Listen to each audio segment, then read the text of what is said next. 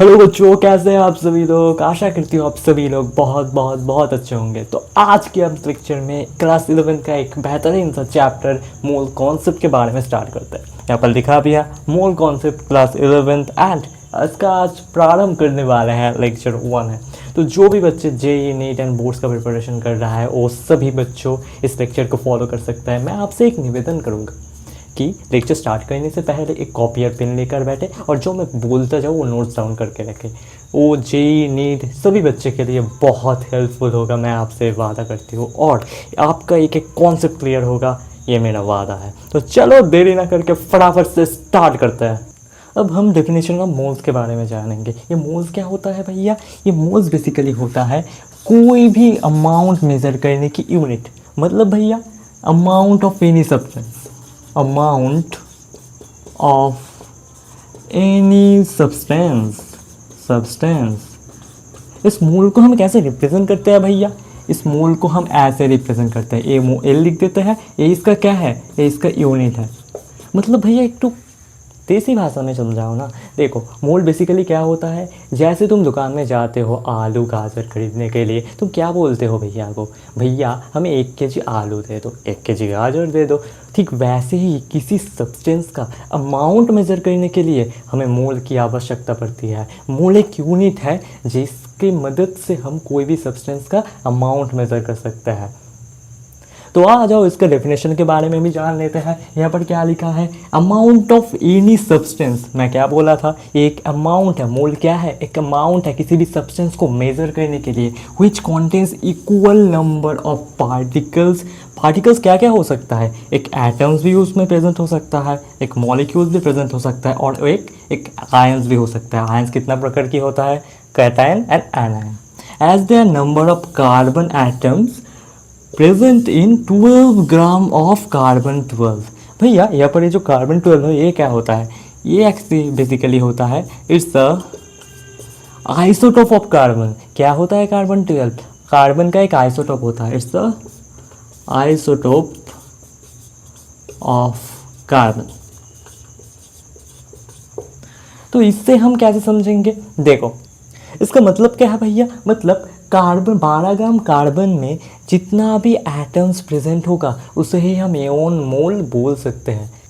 इसका मतलब क्या होगा भैया? मतलब 12 ग्राम कार्बन 12 में जितना भी एटम प्रेजेंट होगा उसको हम 1 मोल बोल सकते हैं। तो चलो पहले एक कहानी सुनाता हूँ। हमारे पास एक बिरजू भैया थे। क्या था?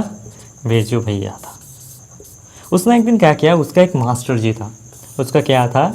एक मास्टर जी था।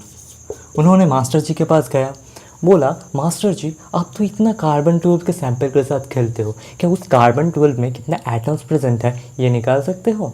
बोला मास्टर जी हाँ क्यों नहीं, बिल्कुल निकाल सकते हैं। तो उसने गया, इसमें क्या था? 12 gram of carbon 12, carbon 12 master जी को दिया। मास्टर जी लिया और एक्सपेरिमेंट करते रहे। फिर उसने पाया कि इस कार्बन 12 का 12 ग्राम में कितना एटम्स प्रेजेंट होता है। उन्होंने देखा 6.022 इंटू 10⁻23 एटम्स प्रेजेंट होता है, प्रेजेंट होता है। और हमने डेफिनेशन ऑफ मोल में क्या जाना था कि 12 ग्राम ऑफ कार्बन 12 में, मतलब कार्बन के आइसोटोप की 12 ग्राम में जितना भी एटम्स प्रेजेंट होता है उसे ही हम मोल कह देते हैं। और मोल बेसिकली क्या होता है? एक अमाउंट ऑफ सब्सटेंस बोल देते हैं। किसी भी सब्सटेंस का यूनिट मेज़र करने के लिए हमें मोल का आवश्यक पड़ते हैं। तो यहाँ पर हमने देख लिया 6.022 इंटू 10⁻23 एटम प्रेजेंट होता है किसमें? 12 ग्राम ऑफ कार्बन 12 में।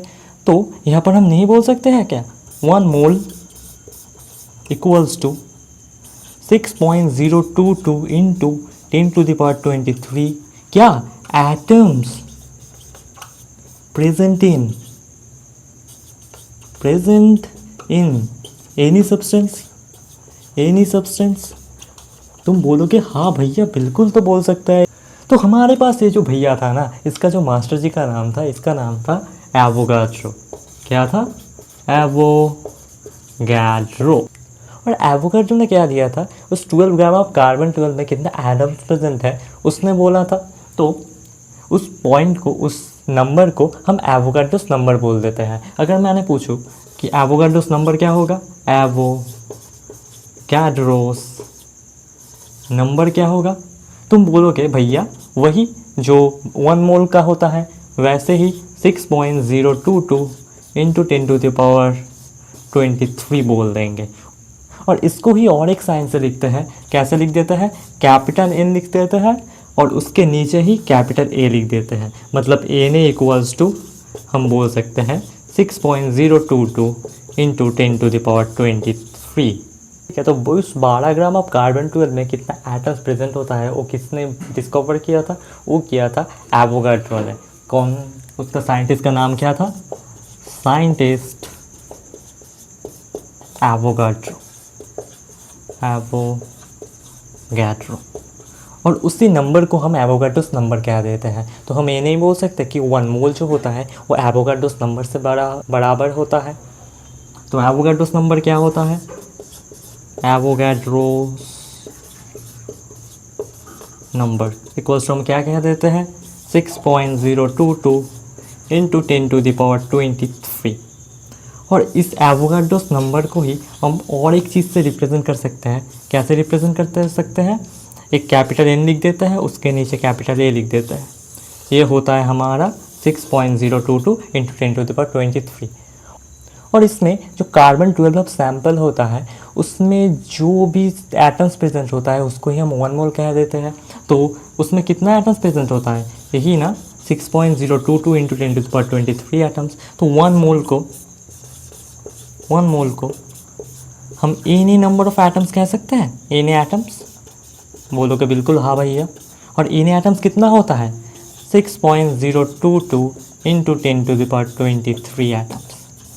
मतलब भैया हम कह सकते हैं कि 1 मोल में इतना एटम्स प्रेजेंट होता है और इसको ही हम 1 मोल कह सकते हैं। तो बेसिकली हम क्या कह सकते हैं कि 1 mole equals to N A particle.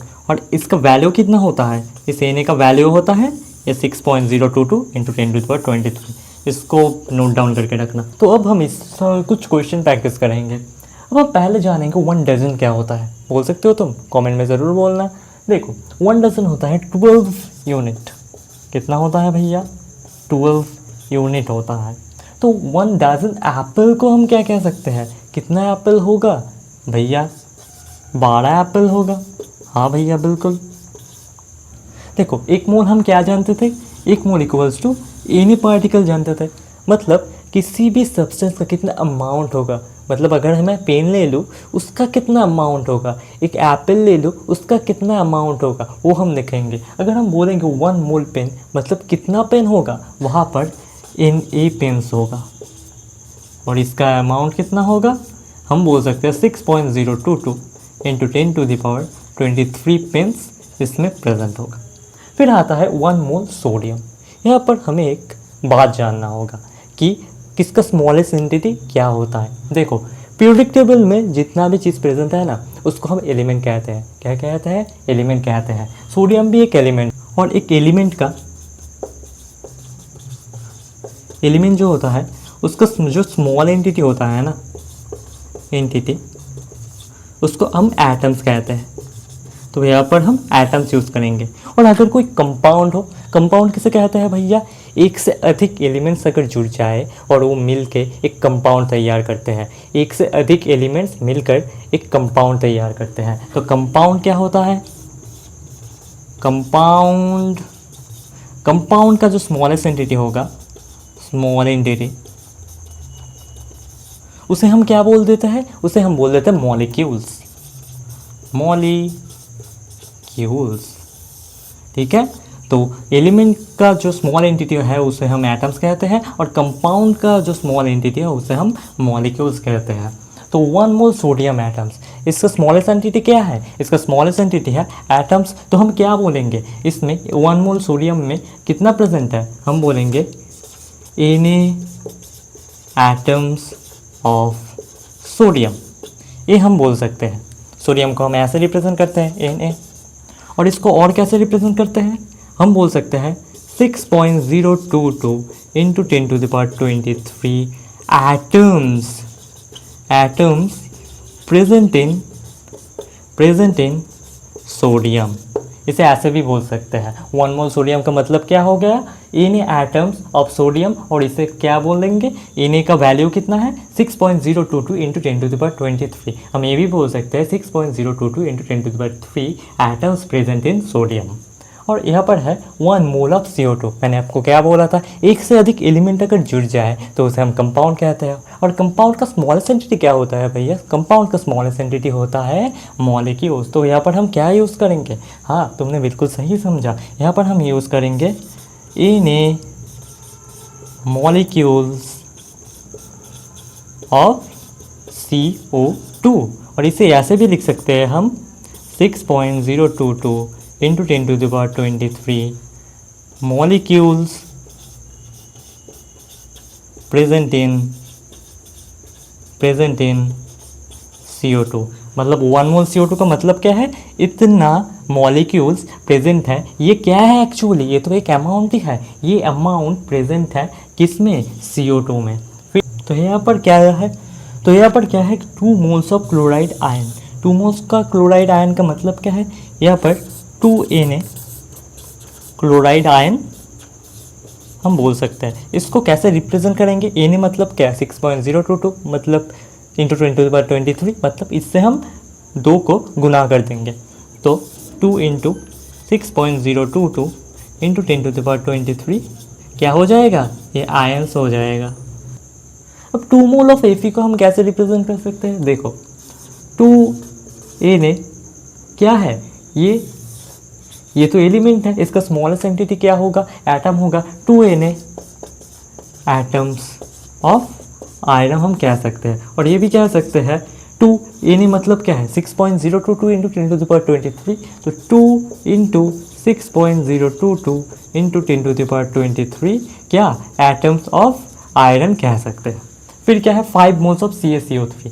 ये क्या है, एक कंपाउंड है, ये क्या है, कंपाउंड है। कंपाउंड का स्मॉलेस्ट एंटिटी क्या होता है भैया, मॉलिक्यूल्स होता है। तो 5 मोल्स ऑफ CaCO3 हम कैसे रिप्रेजेंट कर सकते हैं, 5Na मॉलिक्यूल्स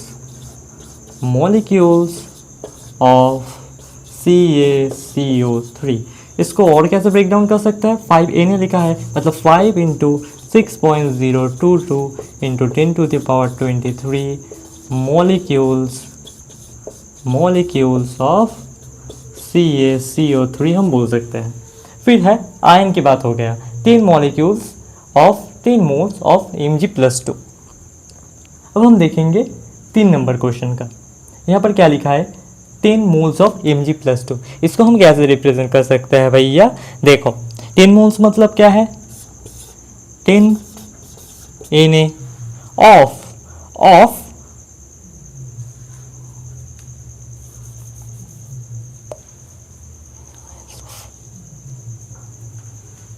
3 नंबर पे क्या है 10 मोल्स ऑफ Mg+2। Mg+2 क्या है, एक आयन है, इसके लिए हम आयन यूज़ करेंगे, तो मोल्स यहाँ पर है, तो 10Na आयन्स हम लिख देंगे, आयन्स ऑफ कितना Mg+2 का, Mg+2। इसको हम ऐसे भी लिख सकते हैं 10 into 6.022 into 10⁻23 ions of Mg+2। फिर से क्या लिखा है 4 नंबर पे 1 मोल ऑफ SO4 2- एक आयन है, एनायन है, तो इसको हम कैसे रिप्रेजेंट कर सकते हैं, Na आयन्स ऑफ SO4 2-। इसको ऐसे भी हम बोल सकते हैं 6.022 इंटू 10⁻23 आयन्स ऑफ SO4 2-। आशा करती हूँ आज के लेक्चर में मैंने जो भी करा है उसको आपको समझ में आया होगा। इसको एक नोट डाउन करके रखना, आपके JEE नीट और बोर्ड्स के पॉइंट ऑफ व्यू में बहुत इंपॉर्टेंट है। एक और दिन फिर से मुलाकात होगी और एक लेक्चर के साथ और न्यू कॉन्सेप्ट के साथ। तब तक के लिए बाय बाय, अपना ध्यान रखना और मचाते रहना अपने फील्ड में और जोरदार पढ़ाई करते रहना। तो बाय।